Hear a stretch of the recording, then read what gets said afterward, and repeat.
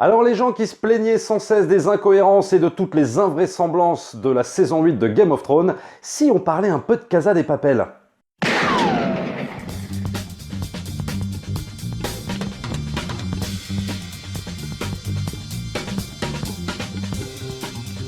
Bonjour à toutes et à tous mes amis et bienvenue dans cette nouvelle vidéo. On va parler de Casa des Papel saison 1, saison 2. Alors pourquoi j'en parle maintenant? Tout simplement parce qu'il y a la saison 3 qui va arriver la semaine prochaine. J'en avais jamais parlé sur cette chaîne. Et puis la deuxième chose, c'est que j'avais envie de parler un petit peu des limites de l'exercice de la fiction en temps réel sur les séries télé, sur le cinéma. Là, en l'occurrence, c'est une série télé. Et c'est Casa des Papel. Alors ce n'est pas pour autant que je n'aime pas cette série. Attention, commencez pas à vous lâcher dans les commentaires à me dire quoi, comment ça, machin. Non, il y a des choses que j'aime énormément dans cette série, et puis il y a d'autres trucs que je vais pas du tout aimer. En gros, sur Casa des Papel, j'ai un avis très mitigé, très partagé. Je vais essayer de vous expliquer un petit peu pourquoi dans cette vidéo. Alors avec Casa des Papel, c'est très étrange parce qu'il y a deux façons d'aborder la série. Soit tu es un amoureux des cohérences, des vraisemblances, de quelque chose qui colle de très près à la réalité, et je peux te dire que Casa des Papel n'est pas fait pour toi, c'est sûr et certain. Parce qu'alors là, il y a une tonne, mais alors une tonne d'invraisemblances, d'incohérences, de choses qui sont résolues peut-être un peu trop rapidement même, et je pense que pour quelqu'un qui cherche à tout prix, mais alors à tout prix, la cohérence, à la limite façon Breaking Bad, je pense qu'il ne peut pas accrocher. La deuxième façon, c'est de faire un peu comme j'ai fait, et je pense comme beaucoup d'entre vous l'ont fait, de se dire que on laisse un petit peu tout ça de côté, on profite du spectacle. Casa des Papel offre une forme qui est totalement réjouissante, disons-le. C'est-à-dire que c'est une série espagnole, on a l'impression vraiment que des fois, c'est vraiment une série américaine. Je pense qu'en France, on n'est pas encore capable de faire ça. Je parle d'un point de vue formel. C'est une série qui va énormément jouer sur le jeu d'acteur qui est excellent, sur la réalisation très bonne. C'est très dynamique. Moi, ça m'a fait penser des fois aux grandes heures de 24 heures chrono, aussi un peu Prison Break. Donc, c'est une série qu'il faut savoir savourer, surtout, à mon avis, sur sa forme. Après, oui, sur le côté incohérence, faut vraiment laisser ça de côté au placard. Alors, je sais que c'est très difficile d'aborder une série comme ça en se disant « Bah ouais, mais tu comprends, l'incohérence, je la fous à la poubelle et j'apprécie quand même le spectacle. » Il faut absolument faire un petit peu abstraction de tout ça en te disant qu'à certains moments, tu vas avoir des choses tellement énormes que soit tu décides d'en rire et à la limite tu continues le périple, soit t'éteins carrément et t'arrêtes.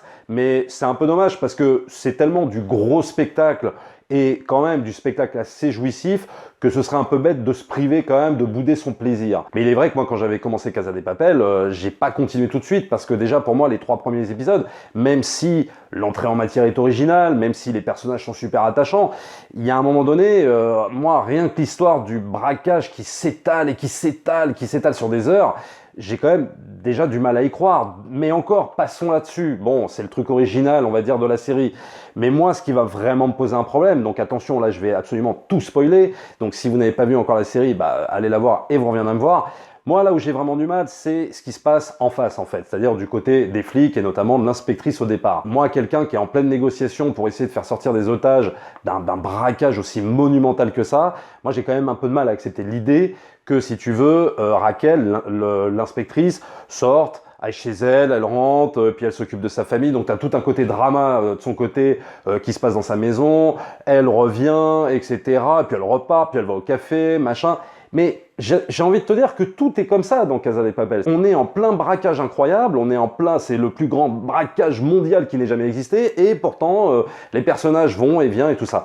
C'est pour ça que je parlais un petit peu des limites aussi de l'exercice en temps réel, et s'il y a des séries comme 24 qui ont su, à mon avis, bien le gérer, même si oui, ça n'évitait pas les grosses ficelles et les nœuds dramatiques qui se dénouaient un petit peu trop facilement, je trouve qu'au moins, il y avait une certaine cohérence quand même dans la fantaisie. Là, pour moi, le problème, c'est que tu as trop de choses qui sont sacrifiées sur l'autel de la cohérence et de la vraisemblance.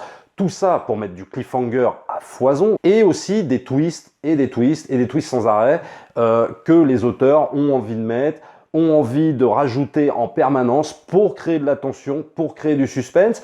Donc effectivement, de ce point de vue-là, Casa des Papel, ça marche, mais du tonnerre. Mais pour moi, c'est un peu au mépris de la cohérence et de la vraisemblance. Alors, quand la série démarre, c'est plutôt original, puisque ça fait penser un petit peu d'ailleurs à Reservoir Dogs, puisque c'est l'histoire d'un braquage qui va se dérouler sur de longues heures, même sur des jours entiers. Et puis, on a toute une team, en fait, de jeunes qui vont aider ce fameux professeur, la tête pensante de ce braquage de la maison de la monnaie, donc à faire ce fameux hold-up. Le truc, c'est que ça va faire penser à Reservoir Dogs parce que tu vas avoir beaucoup de flashbacks en fait, de la mise en place de ce plan avec une étude de personnages sur tous les protagonistes. Et donc, avec ces flashbacks, ça permet de mieux connaître le professeur, l'élaboration de son plan, pourquoi il a fait ça, et puis aussi tous les personnages qui y sont. Et ce qui est bien, c'est que ces personnages sont extrêmement bien travaillés. C'est-à-dire, ils ont tous une personnalité différente, un peu aussi comme dans Reservoir Dogs, je reviens encore là-dessus.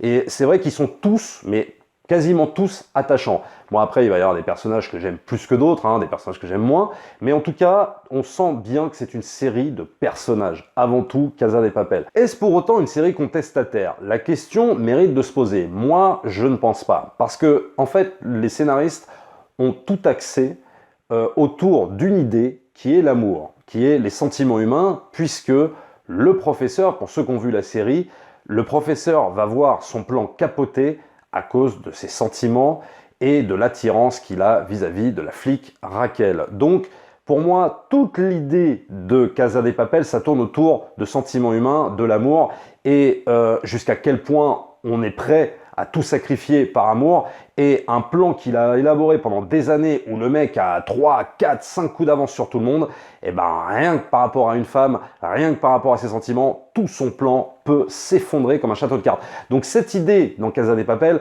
elle est super intéressante et je dirais qu'elle est très bien exploitée d'ailleurs, puisqu'il ne va pas y avoir que l'histoire d'amour vis-à-vis du professeur et de la flic, il va y avoir aussi les histoires d'amour qui vont se dérouler dans cette fameuse banque, avec les histoires de sexe des uns et des autres, des histoires d'amour entre les uns et les autres, entre Tokyo et Rio, etc. etc. Donc ça va vraiment, Casa de Papel, se concentrer plus sur un sujet humain, bien plus que sur un sujet, par exemple, sociologique ou politique. Pour autant, l'hymne de cette série est Bella Ciao, et oui, la fameuse chanson. Bella Ciao est un chant de révolte italien qui célèbre l'engagement dans le combat mené par les partisans résistants pendant la Seconde Guerre mondiale, opposés aux troupes allemandes alliées de la République sociale italienne fasciste, dans le cadre de la guerre civile italienne. On pourrait dire à sa manière que Casa de Papel est aussi une série contestataire, mais très sincèrement, je trouve qu'on en parle très peu. On évoque évidemment ce fameux chant partisan Bella Ciao. On va nous sortir un peu en fin de saison 2 et qui va être un gros retournement de situation que moi personnellement que je n'accepte pas du tout et on va en parler. Les auteurs vont évoquer le problème économique, vont évoquer le problème des banques. Donc ils vont faire une espèce d'œuvre un petit peu, pas révolutionnaire, mais oui, un petit peu contestataire. Mais le problème, c'est qu'on l'évoque très très peu. C'est pour ça que j'insiste sur le fait que Casa de Papel, c'est une série énormément centrée sur les problèmes humains. Alors avant d'évoquer 2-3 petites invraisemblances et 2-3 trucs qui m'ont paru trop gros dans la série, je vais juste revenir très rapidement sur les personnages. Chacun a ses personnages préférés. Il y a un personnage que j'aimais beaucoup au début qui a fini un peu par me fatiguer, c'est le personnage de Berlin. Parce que je trouve que c'est un personnage qui est trop sur une ligne, quoi. C'est-à-dire que c'est un connard, c'est un peu un psychopathe, et il va toujours être sur cette ligne-là. Et au bout d'un moment, je trouve que c'est un personnage qui manque de nuances, quoi. Il est trop Machiavel, il est trop... voilà, quoi. C'est un peu toujours le même caractère de personnage pendant quasiment 2 saisons, quoi, entières. Il y a quand même 19 épisodes, et je trouve qu'au bout d'un moment, il est un peu fatigant parce qu'il manque de nuances. À l'inverse, par exemple, d'un des personnages que je préfère, c'est Nairobi. Nairobi qui fait exploser ses émotions, il y a plein de choses. En même temps, elle est très sexuelle, en même temps, elle est manipulatrice, en même temps, elle est touchante, en même temps, tu sens que tu peux la renverser comme ça en 2 secondes. C'est un personnage complet, c'est un personnage vraiment plus complexe qu'il en a l'air. Le personnage de Tokyo et le couple qu'elle forme avec Rio, moi j'aime bien. Bon, elle est un peu fofolle, c'est un peu le personnage un peu taré de la série, mais je trouve que cette série fait la part belle aux femmes parce que entre le personnage de l'inspectrice, donc interprété par Raquel, qui est pour moi un des meilleurs personnages de la série, et le rôle des femmes justement, des braqueuses, que ce soit Nairobi et Tokyo, qui est en même temps badass, mais en même temps qui est amoureuse, qui fait tout par amour. J'ai trouvé que ce personnage, des fois, assez touchant. C'est pas mon personnage préféré, mais il me déplaît pas. Après, il y a tout le reste des personnages. Moi, j'ai pas vraiment été touché par la relation de Moscou et de Denver, le fils et son père. Ils font un bon tandem, il y a des bons trucs, mais je trouve pas que ce soit... Je trouve pas que ce soit extraordinaire. J'ai plus été touché de sa relation justement avec la fille qui travaille dans la banque au départ, qui a une relation avec le patron de la banque et finalement va finir avec lui et tout ça, qui a le syndrome de Stockholm, qui va finir par s'appeler Stockholm, mais à mon sens aussi un petit peu trop rapidement. Mais bon, passons. Là, j'ai été plus touché par cette relation-là plutôt que la relation qu'il a avec son père. Bon, ça m'a pas vraiment plus touché que ça.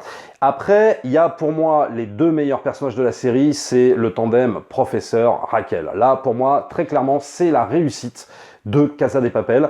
Parce que ils ont voulu justement faire une histoire d'amour impossible, mais qui ne deviendra pas si impossible que ça, et je vais en reparler juste après, et c'est tellement dommage. En attendant, je trouve que toute cette histoire d'amour latent, d'attente sexuelle très très forte, elle est extrêmement bien écrite, bien jouée, bien exposée, bien travaillée, ça monte crescendo, et il y a cette espèce de jeu de séduction, du jeu aussi du chat et de la souris, de séduction, mais aussi de je dois t'attraper parce que t'es quand même le plus gros braqueur du monde que je dois absolument attraper.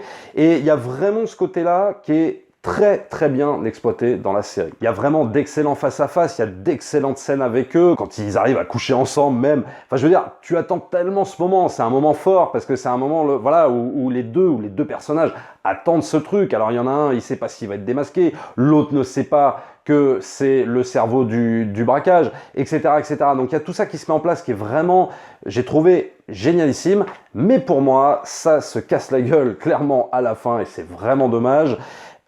Sur ce retournement de situation de Raquel. Là, vraiment, j'ai trouvé ça trop dur à avaler. Parce que je veux bien qu'elle soit amoureuse de lui, ça, il n'y a aucun problème, et tout est basé là-dessus. Donc, c'est super intéressant.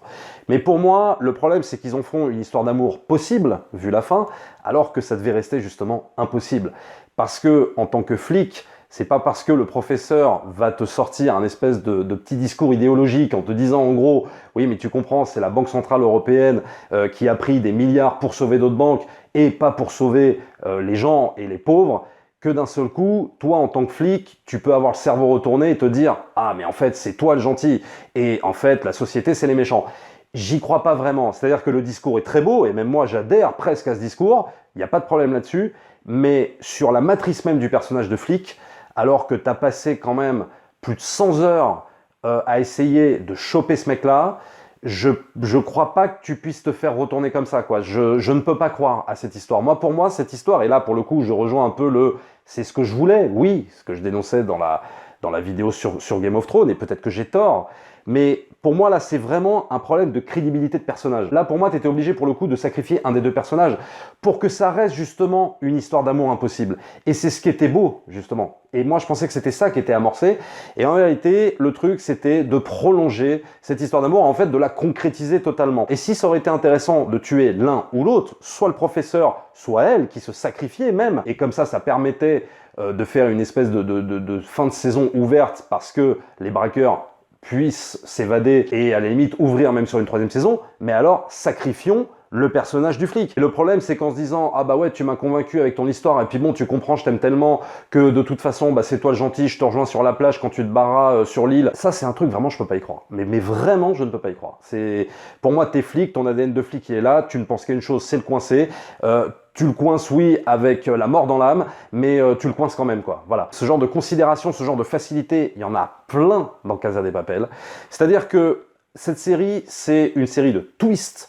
C'est une série où on veut te mettre un maximum d'embûches pour les personnages, et on en met. Alors là, si tu regardes des séries pour ça, tu vas pas être déçu. On te met énormément d'embûches, mais ces embûches sont résolues de façon soit pas crédible, soit trop rapidement. Et moi, pour moi, c'est ce qui pêche énormément dans Casa de Papel. Pareil, le moment où Raquel arrive à trouver l'identité du professeur, juste parce que le mec, il a laissé traîner un cheveu orange de sa perruque de clown sur sa veste. Là, c'est quand même énorme, parce que le mec a toujours 3 coups d'avance, 4 coups d'avance.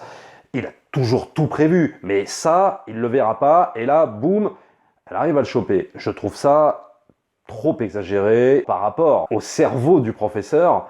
Un truc comme ça doit pas lui arriver, quoi. Mais malheureusement, voilà, les auteurs de la série en ont décidé autrement. Raquel arrive à le démasquer de cette façon-là. Et en fait, voilà, toute la série va être comme ça, quoi. Où tu vas te dire, oh bah non, là c'est pas possible, quoi. Pareil pour la fin, quand ils arrivent tous à s'enfuir, quoi. Alors je veux bien que ce soit pris sur un mode un peu rigolo, mais leur tête est mise à prix dans le monde entier. C'est des braqueurs qui ont fait parler d'eux pendant plus de 100 heures et ils arrivent à sortir comme ça, cool, pas de problème. L'autre dans son camion rempli de billets, il passe comme ça devant les flics, voilà, les flics ne voient rien. Et puis t'as tous les braqueurs qui sortent un par un. Alors ouais, ils ont une perruque par-ci, une perruque par-là, des chaussures, une robe, mais ça va, tout va bien, ils peuvent sortir comme ça à l'air libre. Non quoi, je veux bien les mecs, soit vous faites une série humoristique et dans ce cas-là, ok, on rigole avec vous, il n'y a pas de problème, soit c'est quand même sérieux, parce qu'il y a quand même des choses très sérieuses dans Casa de Papel, mais voilà, cette fin, j'arrive pas à y croire. Alors ok, ils veulent ouvrir sur une saison 3, très bien, et on la critiquera la semaine prochaine, mais voilà, ce genre de truc, moi je peux pas y croire, quoi. Donc voilà, il y a beaucoup de choses de bien dans cette série, il y a un rythme très soutenu, c'est une série qui va pas forcément être violente, c'est une série qui va être un peu sadique, c'est-à-dire c'est une série qui va jouer bien plus sur le sadisme, sur les punitions, sur des choses comme ça, bien plus que sur la violence à la Tarantino, justement. J'évoquais Reservoir Dogs, alors c'est très inspiré de films de Tarantino, parce que tu as même une scène où tu as carrément Nairobi qui dit à Berlin, on va pas se braquer comme dans Reservoir Dogs, parce qu'ils sont tous en train de se braquer les uns les autres, comme dans Reservoir Dogs. Mais là où, par exemple, un Tarantino, lui, hésiterait pas à appuyer sur la gâchette et de faire des effusions de sang de partout, tu sens que Casa de Papel, c'est pas là-dedans qu'ils veulent aller. C'est-à-dire qu'eux, ils veulent justement pas faire d'effusions de sang de partout, et plus miser sur une violence psychologique, de sévices, de punition, de je te nargue, de t'arrives pas à me choper, de je vais t'enfermer dans cette salle et tu vas creuser un trou, etc., etc.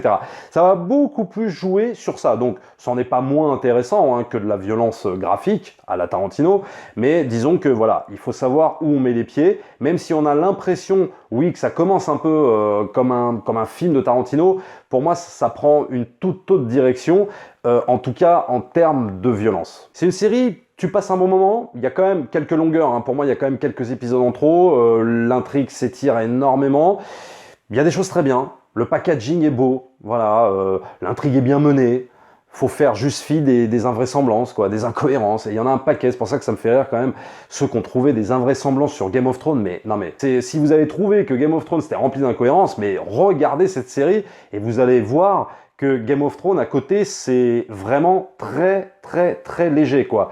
Mais globalement, c'est une série où, quand tu as laissé de côté un petit peu ça, bah tu passes un bon moment. Mais pour moi, ce sera pas clairement une des meilleures séries que j'ai vues de ma vie, quoi. Je pourrais pas, justement, par ce fait-là, je pourrais jamais la considérer, je pourrais peut-être même pas la mettre dans un top série, quoi. Voilà, très clairement, c'est agréable à regarder. On chroniquera la saison 3, je regarderai la saison 3 bien évidemment, je pense que là, ça doit, à mon avis, c'est la saison de trop, mais bon, vu le trailer, ça peut être intéressant, on ne sait pas, ne préjugeons pas à l'avance de la qualité de cette saison, on va voir, mais globalement, pour moi, non, ça peut pas être une des séries que je mets dans un top ou dans des choses comme ça, trop de facilité, trop d'incohérence, trop d'invraisemblance, peut-être du twist forcé. Et il y a un moment donné, même si c'est une série qui a envie de flirter en même temps du côté de 24 heures chrono de Prison Break et en même temps aussi de Breaking Bad, parce qu'il y a quand même certaines similitudes sur certaines thématiques, sur certains personnages, elle ne peut pas être comme Breaking Bad, parce que là où Breaking Bad justement mettait des conflits, mettait des dilemmes, mettait des embûches, il ne mettait pas 30 secondes à les résoudre, quoi. Des fois, ça pouvait s'étaler sur des épisodes et des épisodes, ça renforçait la crédibilité de cette série. C'est pour ça que Breaking Bad, pour moi, reste number one. Là, on sent que on veut faire la même chose, mais sauf que on en met tellement qu'on est obligé de les résoudre très très vite. Donc tout ça est un petit peu gâché quand même. Mais ça reste une série très plaisante à regarder. Donc si vous ne l'avez pas vue, regardez-la. Et sinon, rendez-vous pour la saison 3. Abonnez-vous à la chaîne, likez, partagez comme d'habitude. N'hésitez pas à me dire aussi dans les commentaires ce que vous pensez de Casa de Papel. Et si vous attendez évidemment la saison 3, vous avez deux liens maintenant pour soutenir la chaîne, le lien Utip, le lien Tipeee. Nous, on se retrouve très très vite la semaine prochaine pour d'autres vidéos. Ciao!